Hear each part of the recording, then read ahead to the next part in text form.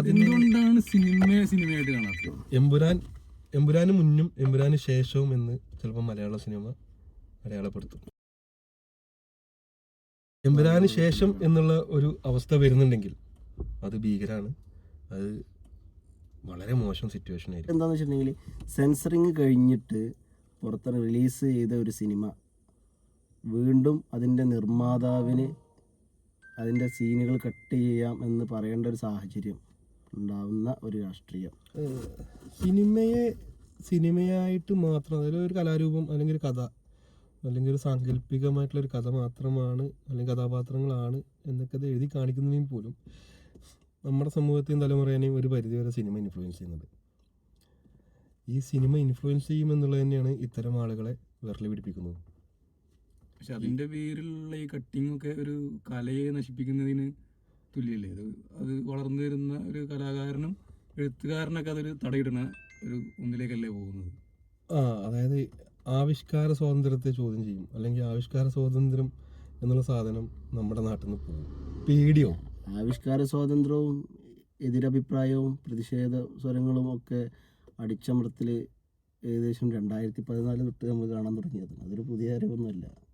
അതിപ്പോൾ അതിൻ്റെ ഒരു പീക്ക് ലെവലിലാണ് നിൽക്കുന്നത്. ഇനിയും അത് അത്രയും കൂടാനാണ് സാധ്യത. ഇങ്ങനെ കലയെ എത്ര ഭയപ്പെടേണ്ടതുണ്ടോ? കലയാണ് ശരിക്കും കല ഭയപ്പെടുക, സ്വാധീനിക്കും ജനങ്ങളെ, സ്വാധീനിക്കാൻ കഴിയും. കല പോലെ, സിനിമ പോലെ മനുഷ്യനെ സ്വാധീനിക്കാൻ കഴിയുന്ന വേറൊരു കലാരൂപം ഇല്ല എന്നാണ് ഞാൻ മനസ്സിലാക്കിയിട്ടുള്ളത്. അതുകൊണ്ട് തന്നെയാണ് ഇത്തരം ആളുകൾ ഇതിനോട് ഭയങ്കര ഭീകരമായിട്ട് വിയോജിപ്പുകൾ കാണിക്കുന്നത്. കലയെ കലയായിട്ട് കാണണം എന്നാണ് എനിക്ക് തോന്നിയിട്ടുള്ള എൻ്റെ ഒരു അഭിപ്രായം. അതാണ് അല്ല, എല്ലാവരുടെയും അഭിപ്രായം അങ്ങനെ തന്നെയാണ്. കലയെ കലയായിട്ട് കാണണം, സിനിമയായിട്ട് കാണണം. കല വിമർശിക്കുന്ന കാര്യങ്ങൾ വിമർശിക്കട്ടെ, അതിനെ അസഹിഷ്ണുത കാണിക്കാണ്ടിരിക്കുക എന്നുള്ളതാണ്. ഇപ്പോൾ നമ്മുടെ സിനിമകളാണെങ്കിലും നമ്മുടെ എല്ലാ ഇപ്പോൾ ചാക്യാർ കൂത്തോ ഓട്ടംതുള്ളലോ അല്ലെങ്കിൽ എന്താണ് കോമഡി, ഇതൊക്കെ ചെയ്യുന്ന കലാരൂപങ്ങളും എല്ലാ മതങ്ങളെയും എല്ലാ വിശ്വാസങ്ങളെയും എല്ലാ ആശയങ്ങളെയും വിമർശിച്ചിട്ടുണ്ട്, കളിയാക്കിയിട്ടുണ്ട്.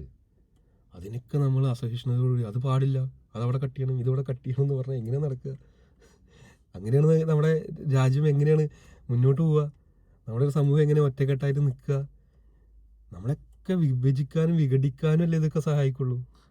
ഇവിടെ ചെയ്തുകൊണ്ടിരിക്കുന്നത് മനുഷ്യരെ വിഘടിപ്പിക്കുക, മനുഷ്യരെ തമ്മിൽ തല്ലിക്കുന്ന ഒരു ഇത് തന്നെയാണ്. നമ്മുടെ രാജ്യം കുറേ നാട്ടുരാജ്യങ്ങൾ തമ്മിലടിച്ച് നടന്നിരുന്ന ഒരു കാലഘട്ടത്തിൽ നിന്ന് നമ്മൾ ഇന്ത്യ എന്നുള്ള കൺസെപ്റ്റിലേക്ക് വന്നിട്ട് വീണ്ടും നമ്മളെ രാജ്യം വിഘടിച്ച് വീണ്ടും അതുപോലെ പഴയ പോലെ കോളനികളും നാട്ടുരാജ്യങ്ങളും ആവുന്ന ഒരു സാഹചര്യത്തിലേക്കാണ് പോകുന്നത് എന്നാണ് എനിക്കിപ്പോൾ തോന്നുന്നത്. നമ്മുടെ നാട് ഇങ്ങനെയൊന്നല്ല, ഇതിങ്ങനെയൊന്നല്ലടാ എന്ന് പറയാൻ ഗതികെട്ട് പറയേണ്ട അല്ലെങ്കിൽ വിലപിക്കേണ്ട ഒരു കാലഘട്ടത്തിൽ ജീവിക്കുക എന്ന് പറയുന്നത് എന്തായാലും ഈ നമ്മളിപ്പോൾ ഈ സിനിമയുമായിട്ടാണ് ബന്ധപ്പെട്ടാണ് സംസാരിച്ചത്. ഈ സിനിമയ്ക്ക് വരും ദിവസങ്ങളിൽ എത്ര കണ്ട് മാറ്റം വരും എന്നുള്ളത് കാത്തിരുന്ന് കാണാം. എന്തായാലും കാലങ്ങളിൽ നല്ല സിനിമകൾ ഉണ്ടാകട്ടെ, ഈ കലാകാരന്മാരുണ്ടാവട്ടെ. ഈ സിനിമ കൊണ്ട് ഉണ്ടാകുന്നൊരു ഗുണം എന്താ വെച്ചാൽ സിനിമ കാണിക്കേണ്ടതെല്ലാം കാണിച്ചു, അത് എത്തേണ്ട ഒരു ഭൂരിപക്ഷം ആളുകളിലേക്ക് എത്തി. ഇനി ഈ സിനിമ കൊണ്ടുണ്ടാകുന്ന ഒരു പരാജയം എന്ന് വെച്ചാൽ ഈ പറയുന്ന കട്ടുകളും വെട്ടുകളൊക്കെ വരുന്നുണ്ടെങ്കിൽ ഇനി ഇത്തരം സിനിമകൾ ഉണ്ടാവില്ല. ഇത്തരം സിനിമകൾ എടുക്കാൻ ധൈര്യമായിട്ട് മുന്നോട്ട് വരില്ല. എമ്പുരാന് മുന്നും എമ്പുരാന് ശേഷവും എന്ന് ചിലപ്പോൾ മലയാള സിനിമ അടയാളപ്പെടുത്തും. തീർച്ചയായിട്ടും അങ്ങനെ സംഭവിക്കാനുള്ളൊരു എമ്പുരാന് ശേഷം എന്നുള്ള ഒരു അവസ്ഥ വരുന്നുണ്ടെങ്കിൽ അത് ഭീകരാണ്. അത് വളരെ മോശം സിറ്റുവേഷൻ ആയിരിക്കും. അതായത് മലയാള സിനിമ എന്നൊക്കെ പറയുന്നത് എപ്പോഴും അത് അതിഭീകരമായിട്ട് അന്തസ്സായിട്ട് ആശയങ്ങളും കാര്യങ്ങളൊക്കെ പറഞ്ഞു പോകാൻ ധൈര്യമുള്ള മണ്ണിൻ്റെ മണമുള്ള സിനിമകൾ എടുക്കുന്ന ഏക ഇൻഡസ്ട്രിയാണ് മലയാളം. അല്ലെങ്കിൽ മനുഷ്യൻ്റെ വികാരങ്ങളെ കാണിക്കുന്ന സിനിമയാണ് മലയാളം. ഇവിടെ പഴശ്ശിരാജയും അങ്ങനെയുള്ള ഒരുപാട് ചരിത്ര സിനിമകൾ വന്ന് ഇത് മലയാളത്തിലാണ്. ഇതിനോടൊക്കെ വിയോജിപ്പുകളും വിമർശനങ്ങളും ഒക്കെ ഉണ്ടെങ്കിൽ പോലും ഈ സിനിമകളൊക്കെ ഇവിടെ വന്നിട്ടുണ്ട്, കളിച്ചിട്ടുണ്ട്. ഇത്തരം സിനിമകൾ ഇനി വീണ്ടും വരും എന്നുള്ള തോന്നലുകൾ ഉണ്ടായിട്ടുണ്ട്. അതിൽ എനിക്ക് വിയോജിപ്പുള്ള സിനിമകളുണ്ടാവും, ഹബീബിന് വിയോജിപ്പുള്ള സിനിമകളുണ്ടാവും. ഷാഹിദിന് വിയോജിപ്പുള്ള സിനിമകളുണ്ടാവും, സപ്പോർട്ട് ചെയ്യുന്ന സിനിമകൾ. പക്ഷെ എല്ലാ സിനിമകളും ഇവിടെ വന്നിട്ടുണ്ട്, എല്ലാ സിനിമകളും ഇവിടെ ആളുകൾ കണ്ടിട്ടുണ്ട്. ഇനിയും അത്തരം സിനിമകൾ വരും. ആളുകളുടെ വിമർശനങ്ങളും വിയോജിപ്പുകൾക്ക് അപ്പുറത്തേക്ക് അത്തരം അതായത് സ്വതന്ത്രമായി ചിന്തിച്ച് സിനിമകൾ ചെയ്യുന്ന കലാകാരന്മാരും സംവിധായകരൊക്കെ ആർജവത്തോടെ വീണ്ടും വീണ്ടും വന്നിരുന്ന ഒരു ഇൻഡസ്ട്രിയാണ് മലയാളം.